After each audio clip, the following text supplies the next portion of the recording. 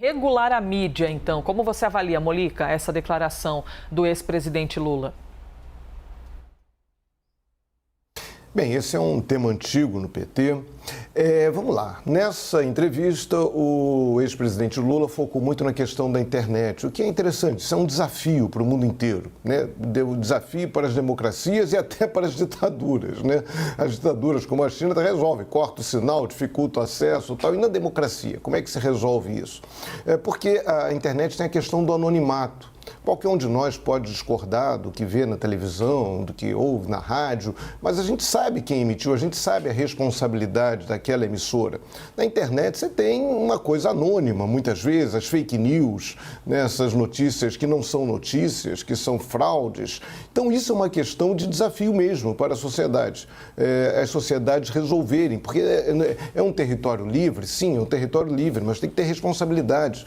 Da mesma forma que nós somos responsáveis pelo que falamos na rua, nós temos que ser responsáveis por aquilo que publicamos na internet. Então, é uma discussão interessante. Eu acho que em relação a isso não há muita dúvida. A grande questão fica na história da regulação dos meios de comunicação tradicionais, particularmente das TVs e rádios abertas, né, que são concessões públicas, ou seja, pertencem à sociedade brasileira, pertencem ao povo brasileiro e são concedidas a determinados grupos. Então, essa é a discussão que pega muito ali dentro do PT. E aí não dá para negar essa discussão.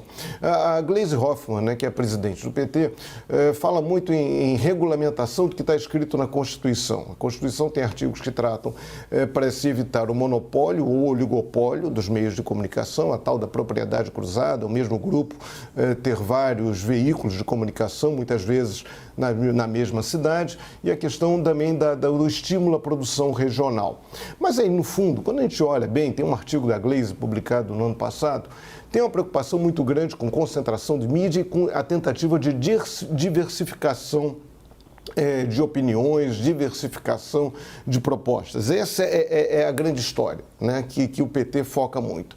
E aí fica sempre naquele limite. Mas regulamentar não quer dizer censurar, não há o risco de censura? Sim, sempre há. Sempre há o risco de censura. A Constituição garante a liberdade absoluta, não admite nenhum tipo de censura, mas todos temos que ficar atentos. Então, quando você olha um pouco, é como se fosse essa proposta, fala muito na ideia de uma estrada, uma rodovia que é privatizada, que você tem que ter regras de trânsito. Então, seria isso. Existe regulamento. Esse assunto da regulamentação da mídia não é nenhuma novidade. Eu falei aqui em ditaduras, mas democracias, Estados Unidos, o Reino Unido, né, Inglaterra, Portugal, França, todos esses países, além de muitos outros, têm mecanismos, têm entidades, muitas vezes independentes de governos, para cuidar disso.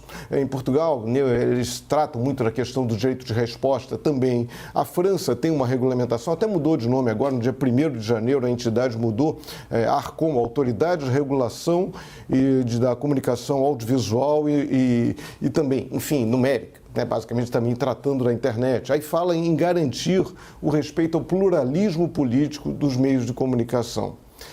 Esse seminário que o Lula falou em 2009 gerou um projeto da então Secretaria de Comunicação Social, o secretário era o Franklin Martins, que entregou para a Dilma um anteprojeto para ela enviar para o Congresso tratando dessa regulamentação. A Dilma não mandou esse projeto, ela achou mais prudente não enviar esse projeto. E o que trata desse projeto? Eu fui lá, descobri, teve uma tese de mestrado que divulgou esse projeto.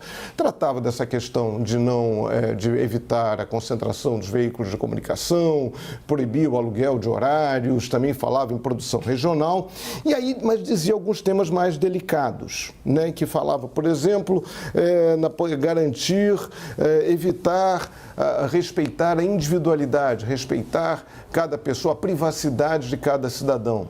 É complicado. O cidadão comum tem sua privacidade. Um líder político, qual é a privacidade desse líder político, de uma pessoa pública? Então tem que ter cuidado. Então, você não pode dar notícia contra o presidente da República, porque você está invadindo a privacidade dele. Opa, né?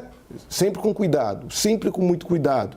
Falava também em princípios como imparcialidade, equilíbrio e pluralismo na sua produção jornalística dos veículos abertos. E aí, como definir isso? É um desafio. Os princípios são interessantes, todo mundo é a favor de pluralismo, imparcialidade e equilíbrio. A questão é como regulamentar. Tem a questão do risco da censura?